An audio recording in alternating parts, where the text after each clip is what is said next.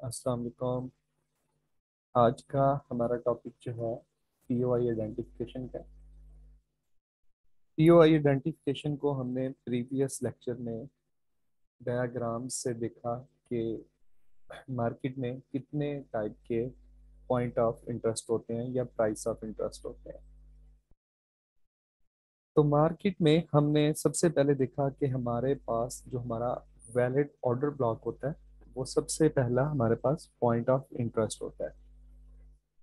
एक लेग में मार्केट में बहुत सारे आपको वैलिड ऑर्डर ब्लॉक्स मिल सकते हैं, लेकिन हमने सिर्फ जो इंड्यूसमेंट के बाद बनने वाला और जो एक्सट्रीम पर ऑर्डर ब्लॉक बनेगा सिर्फ उसी को प्ले करना है। बाकी हमारे ऑर्डर ब्लॉक किसी काम के नहीं होंगे।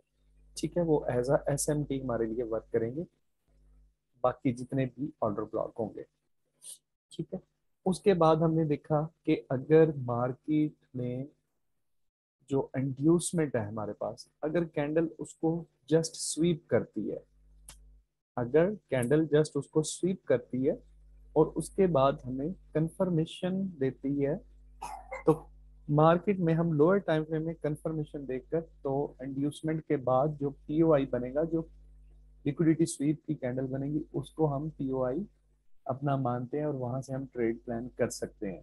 लेकिन जो ये ट्रेड सेटअप होता है ये हमेशा 50% प्रोबेबिलिटी का होता है, और जो इंड्यूसमेंट के बाद ऑर्डर ब्लॉक होता है वो भी हमेशा 50% प्रोबेबिलिटी का ऑर्डर ब्लॉक होता है और एक्सट्रीम वाला हाई प्रोबेबिलिटी रहता है। अच्छा, इसके बाद हम हमारे पास एक पीओआई आता है इंजीनियरिंग लिक्विडिटी। इंजीनियरिंग लिक्विडिटी आप लोगों को पता है क्या चीज़ होती है। जो एक्सट्रीम ऑर्डर ब्लॉक होता है उससे जो प्रीवियस हमारा वैलिड पुल बैक होता है वो हमारा इंजीनियरिंग लिक्विडिटी होता है। तो अगर मार्केट हमारे पास इंजीनियरिंग लिक्विडिटी में एक लिक्विडिटी स्वीप की कैंडल बनाती है, लिक्विडिटी स्वीप की कैंडल बनाती है, मार्केट इंजीनियरिंग लिक्विडिटी को लेती है और जो अपनी कैंडल की क्लोजिंग है वो इंजीनियरिंग लिक्विडिटी से नीचे करती है, तो हम उस एंटायर कैंडल को एज अ पीओआई मान सकते हैं। लोअर टाइम फ्रेम में कंफर्मेशन देके हम वहां से अपनी एंट्री को प्लान करते हैं। ठीक है। तो ये हमने ऑर्डर ब्लॉक के अलावा कुछ और भी जो पीओआई मार्केट में थे उनको हमने प्रीवियस लेक्चर में डायग्राम से समझा था। आज हमें उसे लाइव मार्केट की एग्जांपल से समझने की कोशिश करते हैं। ठीक है। ये हमारे पास जो एग्जांपल है बेरिश मार्केट की एग्जांपल है। हम इसमें समझने की कोशिश करते हैं किस तरह हम मार्केट में अपने पीओआई पर काम कर सकते हैं। ये हमारे पास एक वैलिड लो अवेलेबल है। ठीक है। मार्केट यहाँ से ऊपर की तरफ मूव करती है। ठीक है, ये एक हाई बनाती है, उसके बाद मार्केट नीचे की तरफ आती हुई इस लो को ब्रेक कर देती है। मार्केट में ब्रेकआउट स्ट्रक्चर हो जाता है। जैसे ही मार्केट में हमारे पास ब्रेकआउट स्ट्रक्चर हुआ तो हमने क्या करने होते हैं, दो काम हमें अच्छी तरह पता है। हमें हमारे पास सबसे पहले हाई को मार्क कर लेना है कि हमारे पास वैलिड हाई हमारा फाइंड हो गया। ठीक है। उसके बाद हमने देखना है हमारी एंड्यूसमेंट कहाँ पर है, तो हमें मिल गया ये हमारी एंड्यूसमेंट है। ठीक है। एंड्यूसमेंट से पहले जो हमने पढ़ा हुआ है, जो हमारे पास ऑर्डर ब्लॉक होता है, जो वैलिड ऑर्डर ब्लॉक होता है, वो एज अ एसएमटी हमारे लिए काम करता है। एसएमटी का मतलब होता है स्मार्ट मनी ट्रैप। मार्केट वहां से आपको इंड्यूस करती है सेलिंग के लिए या बाइंग के लिए, मतलब आपको एंट्री लेने के लिए वहां से इंड्यूस करती है। ठीक है। वहां से आपको एक शॉर्ट टर्म का रिएक्शन भी देखने को मिलेगा, और जब मार्केट में वहाँ शॉर्ट टर्म रिएक्शन देखने को मिलेगा तो ट्रेडर्स में क्या पैदा होता है, FOMO, fear of missing out के, यार कहीं हम अपनी एंट्री को मिस तो नहीं हमने कर दिया। ठीक है।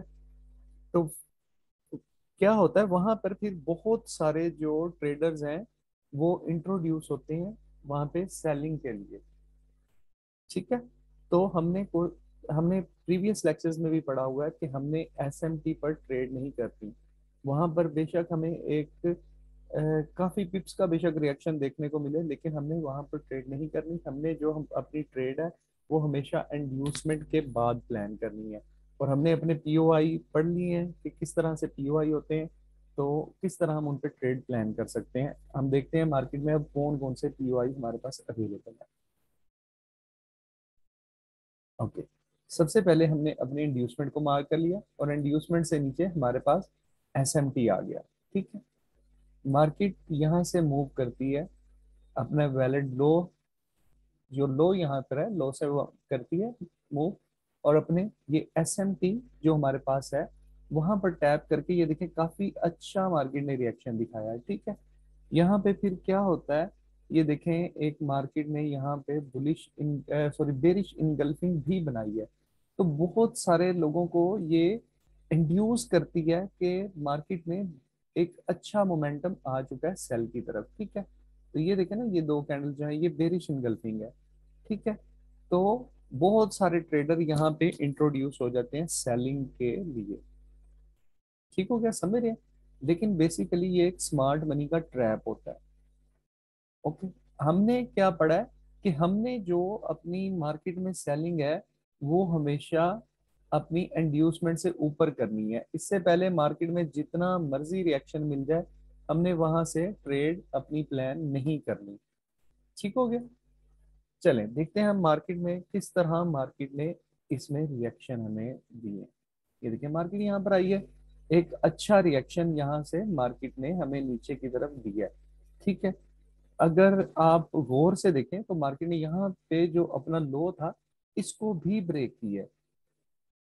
ठीक है, मार्केट ने अपना ये जो प्रीवियस पुल बैक का लो था इसको भी ब्रेक किया है।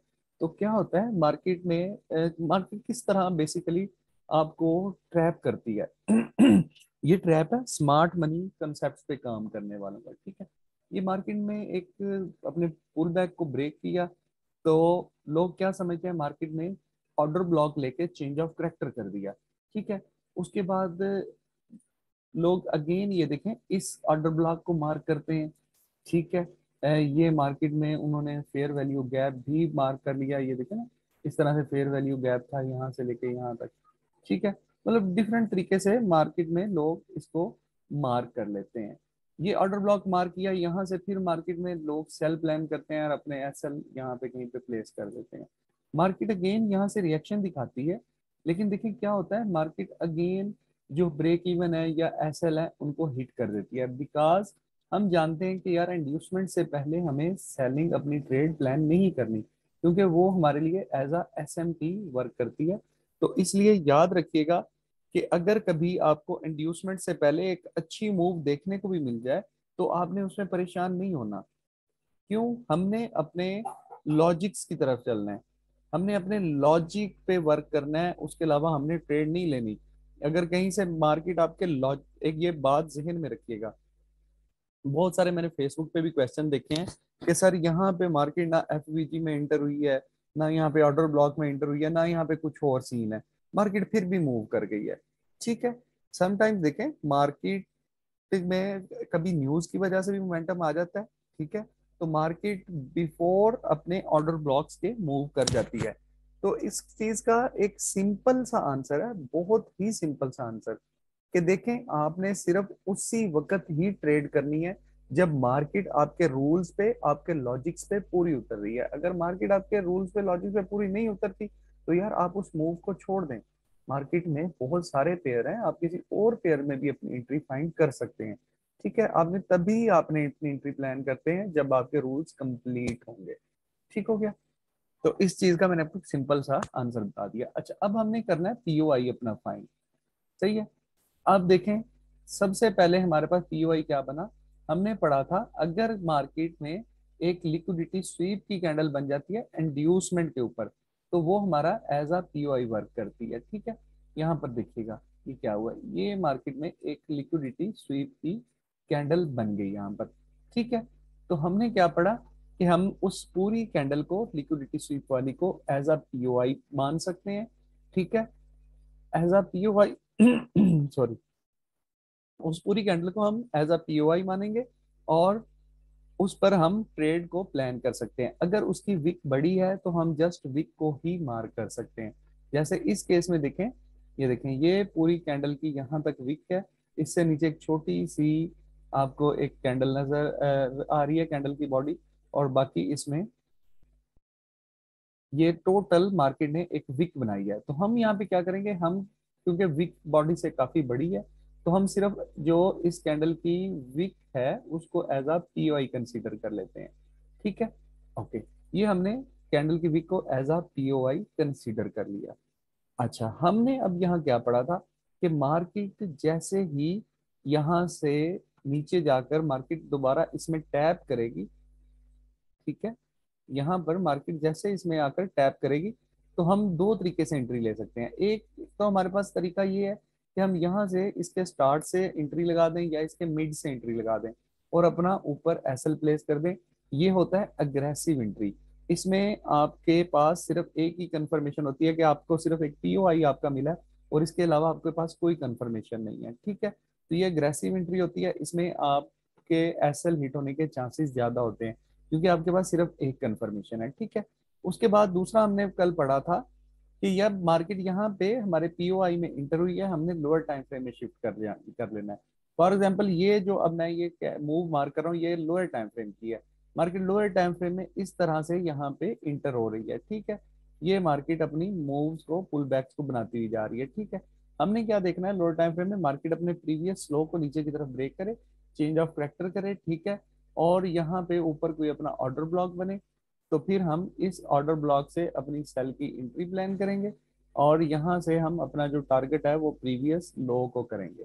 ठीक है, ये दो तरीकेकार हैं इस पीओआई पे काम करने के लिए। ठीक हो गया। अच्छा, चलें हम इसमें जस्ट अगर अभी हमने इंट्री मॉड्यूल्स नहीं पढ़े, हम जस्ट इसमें देखते हैं कि हमने एक सिर्फ जो अग्रेसिव का हमें पता है, हमने यहाँ पे पीओआई अपना मार्क किया और हमने यहाँ पे अग्रेसिव एंट्री ले ली इस पॉइंट पे। ठीक है, अच्छा, हमने पर ट्रेड जो होता है वो रिस्क 1% लेना होता है। पर ट्रेड अपना रिस्क 1% लेना होता है। ये क्या चीज होती है इसके बारे में इंशाल्लाह मैं वो टाइम नहीं मैनेज हो पा रहा, एक काफी डिटेल वीडियो मैंने बनानी है कि किस तरह 1% रिस्क को हम बनाते हैं। ठीक है, ये आपकी जो रिस्क मैनेजमेंट की लास्ट क्लास होगी उसमें भी डिटेल से इंशाल्लाह पढ़ाया जाएगा रिस्क मैनेजमेंट का आपको कि किस तरह आपने 1% रिस्क पर ट्रेड लेना है। ठीक है, अच्छा, फॉर एग्जाम्पल अब हमने यहाँ से 1% रिस्क यहाँ पे लिया अपने अकाउंट का कैपिटल का और यहाँ पे हमने एसएल प्लेस किया। ठीक है, मार्केट इस ये वाली कैंडल थी ना, यहाँ पे दिखेगा ये वाली कैंडल थी, सही है, ये कैंडल थी हमारा पीओआई, ये जो मैंने ये नीचे की तरफ मार्क कर रहा हूँ ये हमारे पीओआई की कैंडल थी। शायद थोड़ा सा ब्लर हो ये क्योंकि डायग्राम है आपको नजर ना आ रही हो। ठीक है, तो मार्केट में क्या हुआ है, मार्केट सडनली ये देखें वेरी नेक्स्ट कैंडल इस पीओआई में इंटर हो गई। अब हमें तो एक ही तरीकाकार पता है अग्रेसिव एंट्री का, हमने यहाँ से एंट्री प्लेस कर दी और यहाँ पे अपना स्टॉप लॉस पुट कर दिया। ठीक है, अब मार्केट ने यहाँ से देखें मार्केट यहाँ तक गई है और यहाँ मार्केट ने काफी अच्छा खासा मूव किया है। ठीक है, अब कुछ लोग तो यहाँ पे वेट करेंगे कि अपने एसएल के साथ ही वेट करेंगे कि मार्केट यहाँ तक टैप कर जाए। ठीक है, लेकिन बहुत सारे लोग यहाँ पे जब एक अच्छी खासी मूव बन जाती है, जब एक बेरिश कैंडल हमें मोमेंटम वाली मार्केट में नजर आ जाती है तो वहां पे ब्रेक इवन अपनी ट्रेड को कर लिया जाता है। चलें हम अभी ब्रेक इवन की भी बात नहीं करते, हमने 1% रिस्क लिया हुआ है। मार्केट में क्या हुआ, मार्केट ने यहाँ पर हमारा 1% का एसएल कर दिया और हम मार्केट में -1% लॉस में आ गए। ठीक है, -1% लॉस में आ गए। ठीक हो गया, समझ गए आप, ये हमारा मार्केट में एसएल हिट हो गया। अच्छा, एक तो इसकी क्या वजूहत है, इसकी दो वजूहत हैं। सबसे पहले आपने एक चीज को जहन में रखना है कि हमारे पास मार्केट में एक हाई प्रोबेबिलिटी ऑर्डर ब्लॉक ऊपर की तरफ पड़ा हुआ है। ठीक है, ऑर्डर ब्लॉक तभी वैलिड होता है जब उसमें एक फेयर वैल्यू गैप होता है। ठीक है, और हमने पढ़ा है कि मार्केट 90% यही पॉसिबल होता है कि उसी लेग के दौरान अपने फेयर वैल्यू गैप को कवर कर लेती है, फिल कर लेती है। बहुत कम रेयर केसेस में ऐसे होता है कि मार्केट वहां से मूव कर जाती है और इन फ्यूचर मार्केट जब कभी वहां पर आती है तो उस गैप को कंप्लीट करती है, ये बहुत कम ऐसा होता है। ठीक है, तो एक हमें दूसरा हमने ये पढ़ा हुआ है कि ये जो भी हमारा जो फर्स्ट पीओआई होता है इंड्यूसमेंट के बाद, ये हमने कल पढ़ा था कि वो 50% प्रोबेबिलिटी का होता है। चलें फिर भी हमने अगर यहाँ पे एंट्री ले ली हमारा -1% यहाँ पे लॉस हो गया। ठीक है, हमने एक टाइप जो पीओआई की थी वो पढ़ ली, जो कि थी मार्केट पे अगर हमें लिक्विडिटी स्वीप वाली कैंडल मिले इंड्यूसमेंट के ऊपर। ठीक है। अच्छा, अब यहाँ पे हम और देखते हैं कि जैसे ही अब मार्केट ने इंड्यूसमेंट ले ली, ये मार्केट ने हमारे पास इंड्यूसमेंट ले लिया। ठीक है। अच्छा, सबसे पहले हमने क्या करना होता है, एक तो हमारे पास ये ऑलरेडी पीओआई बन गया ना, यही पीओआई हमारे पास बन गया। इंड्यूसमेंट के बाद आपको याद होगा हम क्या करते हैं, हम अपने ऑर्डर ब्लॉक्स को फाइंड करते हैं। ऐसे ही है ना। तो हम अपने हाई, जो हमारे पास वैलिड हाई है, इसके पास से अपने ऑर्डर ब्लॉक्स को फाइंड करना शुरू करते हैं। तो ये देखें, ये जो मैंने मार्क किया हुआ है ये वाला, आप गौर करेंगे तो ये मार्केट में एक वैलिड ऑर्डर ब्लॉक था, इसने प्रीवियस कैंडल भी ली हुई थी। ठीक है, और इसमें प्रॉपर इम्बैलेंस भी मौजूद था। ठीक है। चलें, अब हम दूसरा देखते हैं, ये वाली, ये जगह जो है, ये भी हमारे पास एक प्रॉपर वैलिड ऑर्डर ब्लॉक है। ठीक है, ये वाली जगह देख रहे हैं आप, इसने प्रीवियस कैंडल के हाई को भी लिया हुआ है और इसमें प्रॉपर हमारे पास इम्बैलेंस भी मौजूद है। गौर कर लें इस कैंडल को भी, ये एक प्रॉपर हमारे पास ऑर्डर ब्लॉक है। अच्छा, अब हमारे पास मार्केट में आ गए दो ऑर्डर ब्लॉक, एक ये वैलिड ऑर्डर ब्लॉक, एक जो ऊपर हमने मार्क किया हुआ, ये दो वैलिड ऑर्डर ब्लॉक है। अच्छा, इसके बाद हमने एक चीज पढ़ी थी, इंजीनियरिंग लिक्विडिटी। इंजीनियरिंग लिक्विडिटी क्या चीज होती है बेसिकली, वो जो इंजीनियरिंग लिक्विडिटी जो हमारे पास एक्सट्रीम ऑर्डर ब्लॉक से पिछला एक वैलिड हमारे पास पुल बैक होता है, वो इंजीनियरिंग लिक्विडिटी होता है, वो भी हमने मार्क कर लिया। अच्छा, एक और चीज अगर आपके जहन में आ रही हो, याद हो, मैंने बताया था कि अगर इंजीनियरिंग लिक्विडिटी के बिल्कुल पास में आपको ऑर्डर ब्लॉक मिलता है तो वो ऑर्डर ब्लॉक हम नहीं लेंगे, बिकॉज बिल्कुल आप देखें ना कि यार ये एक लिक्विडिटी है ना, ये लिक्विडिटी है इंजीनियरिंग लिक्विडिटी, ये इंटरनल लिक्विडिटी है। याद आया, वो इंटरनल लिक्विडिटी पढ़ा था कि जो भी एक वैलिड हाई और लो के दरमियान में हमारे जितने पुल बैक होते हैं वो हमारे इंटरनल लिक्विडिटी होते हैं। याद आया आपको? तो ये बेसिकली लिक्विडिटी है। तो यार हम यहाँ पे ऑर्डर ब्लॉक को कैसे ले सकते हैं जब हमें पता है कि यार मार्केट ने इस लिक्विडिटी को ग्रैब करना है। ठीक है, तो ये चीज मैंने पहले भी समझाई थी कि जो इंजीनियर लिक्विडिटी के बिल्कुल करीब में ऑर्डर ब्लॉक होगा उसको हम नहीं लेंगे। तो ये हमारे पास बिल्कुल इंजीनियरिंग लिक्विडिटी के करीब था, तो इस ऑर्डर ब्लॉक को हम नहीं लेंगे। अब हमारे पास एक पीओआई की और सूरत हो सकती है, जैसे इंड्यूसमेंट पर हमें लिक्विडिटी स्वीप की कैंडल मिलती है, इसी तरह हमने पढ़ा था कि अगर हमें इंजीनियरिंग लिक्विडिटी पर लिक्विडिटी स्वीप की कैंडल मिलती है, ठीक है, लिक्विडिटी स्वीप की कैंडल मिलती है, तो हम उसको एज अ पीओआई ले सकते हैं। ठीक है। अच्छा, अब देखते हैं हम क्या हुआ है मार्केट में। अब इस जगह पर देखें, ये हमारी इंजीनियरिंग लिक्विडिटी है, इस कैंडल पे गौर करें, इस कैंडल पे गौर करें आप। ठीक है, ये जो कैंडल है देख रहे हैं, ये कैंडल, ये कैंडल, इसने क्या किया, ऊपर लिक्विडिटी स्वीप की इंजीनियरिंग लिक्विडिटी, और इसकी जो क्लोजिंग है वो इंजीनियरिंग लिक्विडिटी से इस जगह पे नीचे की तरफ हुई है। ठीक है। अब हमारे पास क्या हुआ, ये जो कंप्लीट कैंडल है, या इसकी विक हम ले सकते हैं क्योंकि विक काफी बड़ी है, इसको हम एज अ पीओआई ले सकते हैं। ठीक हो गया। अच्छा, अब यहाँ पे आप एक चीज गौर करें कि यार ये हमारा ऑर्डर ब्लॉक पड़ा हुआ है, ये ऑर्डर ब्लॉक का जो लो है ना, स्टार्टिंग पॉइंट है वो ये पड़ा हुआ है ना, तो ये देखें ये जो विक है इसने ऑर्डर ब्लॉक के अंदर भी टैप कर लिया है। देख रहे हैं, गौर करें, इस जगह पे ऑर्डर ब्लॉक के अंदर भी टैप कर लिया। अब हमें तो फिलहाल यार एंट्री लेने का एक ही तरीका पड़ता है ना, कि हमने इस जगह से अपनी एंट्री प्लेस करनी है, इस जगह से।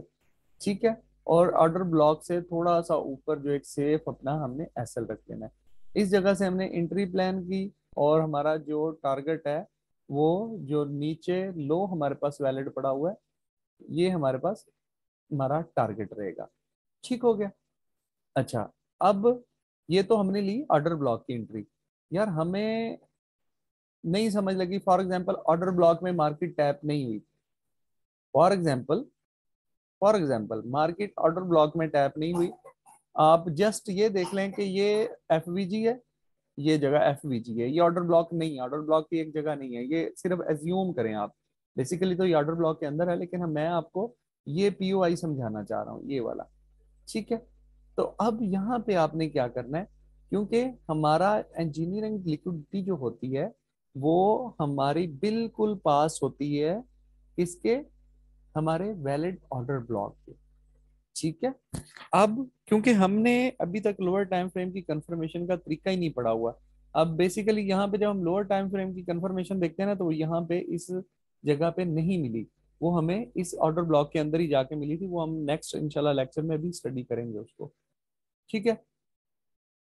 तो अगर हमने यहाँ पे भी एंट्री लेनी है, जो हमारे पास यहाँ पे पीओआई बना है, इसकी विक बड़ी है तो हम इसको जस्ट विक को लेंगे। ठीक है। तो अब हमने क्या करना है, यहाँ पे हमने अपनी पीओआई के नीचे ट्रेड प्लान की। अब हमें जो एसएल है, हमने पढ़ा था, मैंने कल भी एक दो बहुत दफा ये चीज बताई है कि अपने एसएल को एक सेफ जगह पे रखा करें। ठीक है। अब हमें पता है बिल्कुल पास हमारा ऑर्डर ब्लॉक पड़ा हुआ है, तो हम क्या करेंगे, अपना एसएल जो है यहीं पे प्लेस करेंगे।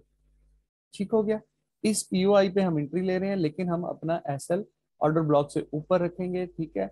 मैंने बार बार ये बताया था कि अगर आपको 1/3 का रिस्क टू रिवार्ड भी मिलता है ना, तो वो बहुत होता है। ठीक है। ज्यादा रिस्क टू रिवार्ड के चक्करों में आप अपने एसएल करवाते जाएं, वो बेहतर चीज नहीं है। ठीक है। और जो हमारा जो टारगेट है वो सेम प्रीवियस लो ही रहेगा। ठीक हो गया। अब आप इसको भी गौर करें तो ये कम अज कम 1/3 की ट्रेड ही लग रही है, अगर इस एसएल से भी हम इसको लें। ठीक हो गया। तो ये हमारे पास, हमने पीओआई को देख लिया कि किस तरह हमारे पास पीओआई बनते हैं। ठीक है। क्लियर है? यहाँ पे किसी का क्वेश्चन है तो बताएं।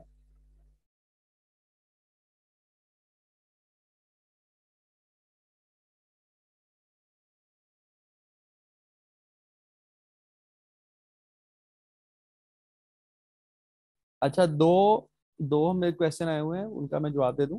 एक पहला क्वेश्चन था, सर लिक्विडिटी स्वीप वाला कैंडल कलर कैसे होना चाहिए।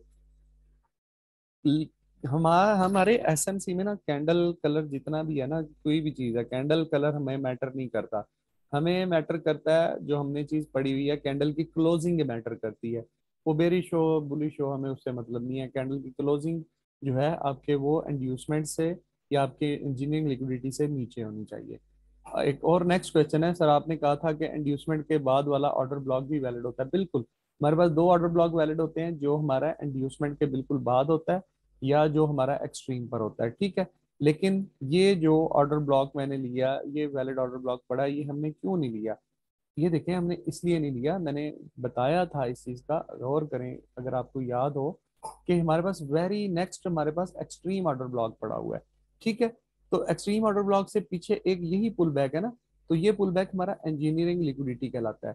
तो मैंने बताया था कि इंजीनियरिंग लिक्विडिटी के बिल्कुल पास में अगर कोई ऑर्डर ब्लॉक होगा ना, तो उस ऑर्डर ब्लॉक को हम नहीं लेते, क्योंकि जस्ट अबव उसके लिक्विडिटी पड़ी हुई है।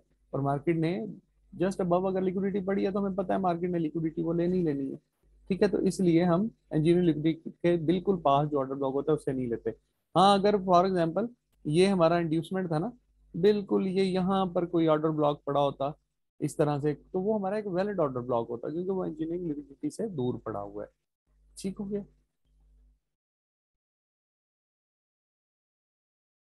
सर ये सेकंड पीओआई किस तरह ट्रेड करेंगे, गेन बता दें। सेकंड पीओआई कौन सा है हमजा, दोबारा पूछें। जी, जो लिक्विडिटी स्वीप कैंडल होती है, आप ये देखें, इसको लिक्विडिटी स्वीप कैंडल कहते हैं कि ये हाई था ना, अब इसने मार्केट ने ऊपर तक गई है। ठीक है। और जो क्लोजिंग है, उसने कैंडल की जो बॉडी क्लोजिंग है, वो इस जो हमने लाइन लगाई है हाई के, इससे नीचे हुई है। अब देखें क्यों ये इस तरह होता है। अब बहुत सारे लोग ये ऑर्डर ब्लॉक मार करके बैठे हुए हैं ना यार, ये वाला ऑर्डर ब्लॉक, ये ऑर्डर ब्लॉक लोगों ने मार किया हुआ है। ठीक है। तो यार लोग यहाँ पे ट्रेड ले रहे होंगे। ठीक है। और यहाँ पे अपने कहीं ऑर्डर ब्लॉक के ऊपर एसएल पुट कर रहे होंगे, तो मार्केट ने यार, हमने अभी पढ़ा है जो इंजीनियरिंग लिक्विडिटी के बिल्कुल पास होगा उसको हमने ऑर्डर ब्लॉक नहीं लेना, वो एसएमटी है। ठीक है। क्योंकि उसके जस्ट अबव लिक्विडिटी पड़ी हुई है। सही है। हमदा, मैं समझ गया हूँ, मैं बताता हूँ। जब जस्ट अबव उसके लिक्विडिटी पड़ी हुई है। ठीक है। लैगिंग वाली कैंडल का मतलब ये है कि यार जो लिक्विडिटी स्वीप करती है, अब ये देखें जो मैंने बताया ना, इसकी कैंडल ने सबके एसएल हिट कर लिए जिन जिसने इस ऑर्डर ब्लॉक पे ट्रेड ली थी, और मार्केट ने जो अपनी कैंडल की क्लोजिंग थी वो यहाँ पर की। ठीक है। जैसे इंड्यूसमेंट पे बताया था कि इस तरह लिक्विडिटी स्वीप की कैंडल बने, तो आप अगर विक बढ़ी है तो जस्ट उसको पीओआई ले सकते हैं अपना इस तरह से। तो मार्केट जब दोबारा यहाँ से इसके अंदर इंटर होगी, हम यहाँ से ट्रेड प्लान करेंगे, ऊपर एसएल रखेंगे और नीचे की तरफ लो को टारगेट करेंगे। ठीक है, तो ये सेम इंड्यूसमेंट के ऊपर जैसे बनी थी ये वाली लिक्विडिटी कैंडल, तो इसी तरह हम इंजीनियरिंग लिक्विडिटी के ऊपर भी अगर बनती है तो उसको भी ट्रेड कर सकते हैं, क्योंकि सम टाइम आपने देखा होगा कि market just fair value gap में से ही मूव कर जाती है अपने ऑर्डर ब्लॉक को लिए बगैर, तो इसलिए हम इस पीओआई को लेते हैं।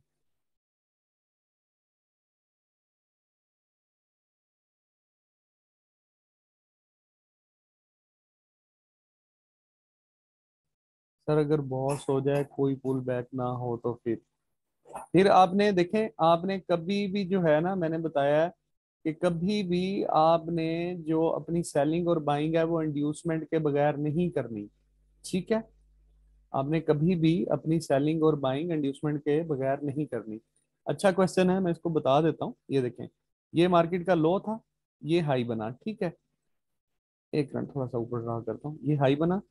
अब मार्केट ने ये देखें इस तरह से अपनी इसको ब्रेक कर दिया मार्केट में। ये देखें इस तरह कोई पुल बैक नहीं लिया मार्केट ने। ठीक है, अब कोई पुल बैक ही नहीं लिया तो ना इंड्यूसमेंट है इसमें, ना जेन्युइन लिक्विडिटी है, कोई चीज नहीं है। ठीक है, कोई चीज नहीं है ना, हो सकता है यहाँ पे ऑर्डर ब्लॉक बन जाए, लेकिन हमने अभी क्या पढ़ा है कि हमने कभी भी मार्केट में इंड्यूसमेंट से पहले सेलिंग या बाइंग नहीं करनी। ठीक है, तो जब तक आपका इंड्यूसमेंट नहीं बन जाता, ठीक है, इस तरह से इंड्यूसमेंट नहीं बन जाता, तो तब तक आप इसको सेलिंग या बाइंग इसमें नहीं करेंगे। अच्छा फॉर एग्जांपल इंड्यूसमेंट नहीं बनता, मार्केट इस ऑर्डर ब्लॉक तक टैप कर गई है। ठीक है, आपने फिर भी यहाँ पे उस वक्त तक सेलिंग या बाइंग नहीं करनी, अपने उस ऑर्डर ब्लॉक में सेलिंग नहीं करनी कि जब तक मार्केट फॉर एग्जाम्पल यहाँ पे कोई लिक्विडिटी ना ले ले। ठीक है, मार्केट को बेसिकली लिक्विडिटी चाहिए ना। अब यहाँ पे क्या हो सकता है, यहाँ पे किस तरह की कैंडल बन सकती है, मैं अच्छी तरह से ड्रा करता हूँ। यहाँ पे ये मार्केट यहाँ पे आई, आपका ये ऑर्डर ब्लॉक पड़ा हुआ है। ठीक है, यहाँ पे अब मार्केट यहाँ पे आए, यहाँ पे एक इस तरह की कोई कैंडल क्रैक बनाए जो ऊपर की तरफ एसएल्स को कलेक्ट करके, लिक्विडिटी को कलेक्ट करके अपनी जो कैंडल की बॉडी है वो नीचे की तरफ क्लोजिंग कर दे, तो हमें फिर वेट करना पड़ता है ऐसी कैंडल का। वरना मोस्ट प्रोबेबिलिटी ऐसे प्रोबेबली ऐसा हमने देखा है कि अगर किसी मार्केट में इंड्यूसमेंट ना बने और वो बड़ा शार्पली अगेन मूव कर जाए ऊपर की तरफ, तो वहां पे बहुत ज्यादा चांसेस होते हैं कि मार्केट वहां पर चेंज ऑफ वेक्टर कर सकती है। तो आपने वेट करना है लिक्विडिटी स्वीप का, उसके बाद ही ट्रेड करनी है, लिक्विडिटी के अलावा आपने ट्रेड नहीं लेनी। अच्छा और क्वेश्चन कोई?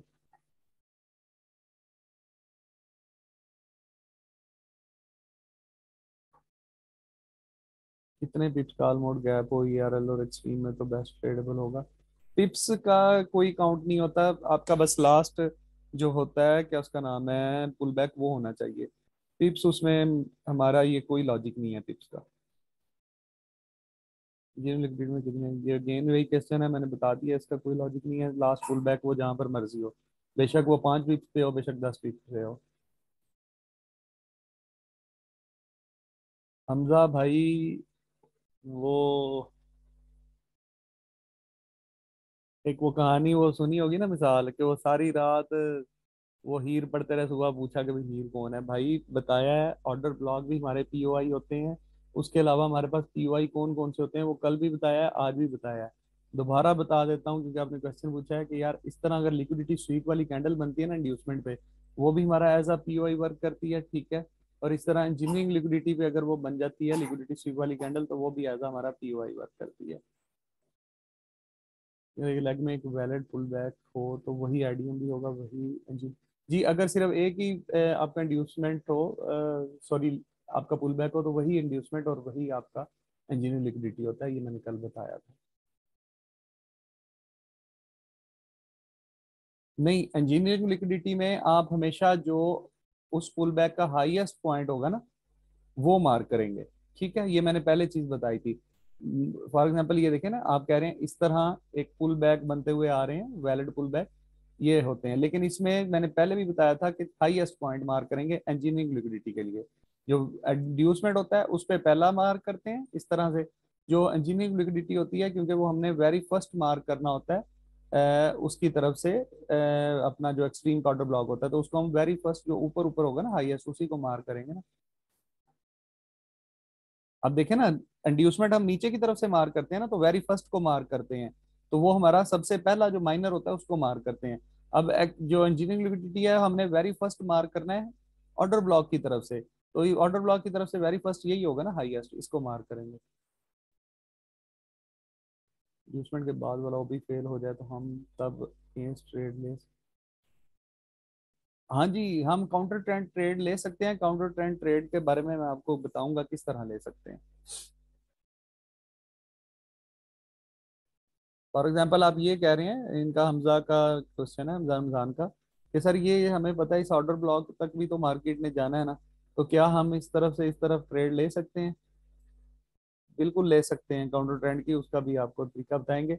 वो ट्रेड हम जस्ट इंड्यूसमेंट जब मार्केट ले लेती है तो उसके बाद लेते हैं, लेकिन ज्यादा कोशिश करें आप ट्रेंड के साथ ट्रेड करें तो ज्यादा बेहतर रहेगा।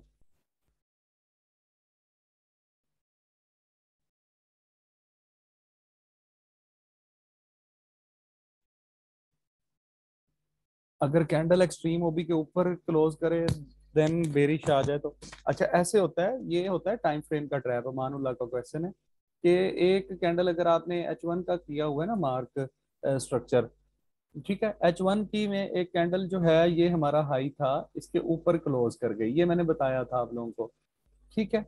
ये सॉरी, ये इस तरह ऊपर क्लोज कर गई, हाई के लिक्विडिटी स्वीप नहीं की कैंडल ने, क्लोजिंग नीचे नहीं की, ऊपर ही कर दी, ठीक है। तो यहाँ पे इस सूरत में मैंने बताया था, और वो कह रहे हैं very next candle bearish candle इस तरह से नीचे की तरफ बन गई, ठीक है। तो इसमें मैंने बताया था कि जब आपका ऊपर की तरफ आपका जो हो गया, बेसिकली ये हम इसे चेंज ऑफ करेक्टर ही मानते हैं, लेकिन सम टाइम क्या होता है कि वेरी फर्स्ट नेक्स्ट कैंडल जो है नीचे की तरफ अपनी बेरिश को बना जाती है, ये होता है बेसिकली टाइम फ्रेम का ट्रैप। अब आप जब ये H1 का आपका स्ट्रक्चर था ना, आप H4 में जाके देखेंगे ना, तो वहां पे इसी तरह की कोई सिचुएशन बनी होगी, ये कैंडल की क्लोजिंग नीचे होगी और ऊपर जस्ट आपको विक ही नजर आएगी, ठीक है।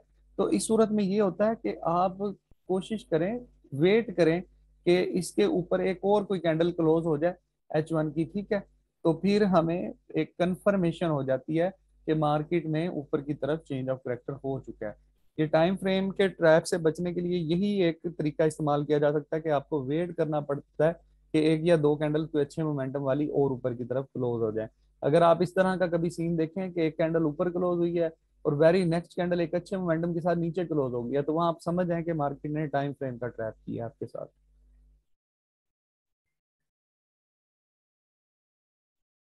चलें जी, क्वेश्चन भी सारे मैंने आंसर कर दिए हैं, ठीक है। पीओआई के बारे में हमने सारा पढ़ लिया कि पीओआई हम किस किस तरह हमारे पास मार्केट में पीओआई बन सकते हैं, ठीक है। तो अब इन पीओआई पर कंफर्मेशन के साथ हम किस तरह ट्रेड कर सकते हैं, ठीक है। तो वो हम अभी आज इंट्री मॉड्यूल्स का फर्स्ट मॉड्यूल पढ़ेंगे। देखें, एक टाइम फ्रेम को यूज करते हुए भी आप ट्रेड कर सकते हैं, उसमें कोई हर्ज नहीं है, ठीक है। अब जो हम इंट्री मॉड्यूल्स पढ़ने जा रहे हैं ना, वो मल्टी टाइम फ्रेम को यूज करते हुए होंगे। उसमें आपके लिए क्या होता है कि आपका एक तो रिस्क बहुत कम हो जाता है, ठीक है। फॉर एग्जांपल ये आपका एक यहाँ पे बन रही है ना एंट्री, और ये एसएल बन रहा है, फॉर एग्जांपल ये अगर 15 या 20 पिप का चले लगा लें, ठीक है। ये अगर 20 पिप का आपका एसएल बनता है, तो जब आप लोअर टाइम फ्रेम में कंफर्मेशन लेके एंट्री लेते हैं ना, तो वहां पे आपका एसएल एक तो रिड्यूस हो जाता है, फॉर एग्जांपल 20 का तो आपका 10 का बन जाएगा, या 8 पिप या 12 पिप का बन जाएगा, ठीक है। और दूसरे नंबर पे जब कंफर्मेशन लेते हैं, तो एक हमारे पास ये ऑर्डर ब्लॉक है ना, हो सकता है कि यार ये ऑर्डर ब्लॉक फेल हो जाए, इसमें कोई बड़ी बात तो नहीं है, हो सकता है ऑर्डर ब्लॉक फेल हो जाए, ठीक है ना। तो बात ये है कि जब लोअर टाइम फ्रेम में हम कंफर्मेशन ले लेते हैं, तो हमारे पास एक एक्स्ट्रा कंफर्मेशन आ जाती है कि मार्केट यहाँ से हमारे हक में ही मूव करना चाहती है, इसलिए हम मल्टी टाइम फ्रेम को यूज करते हैं। चलें जी, नेक्स्ट लेक्चर के लिए वेट करें, 10 मिनट लग सकते हैं क्योंकि रिकॉर्डिंग सेव होने लगती है।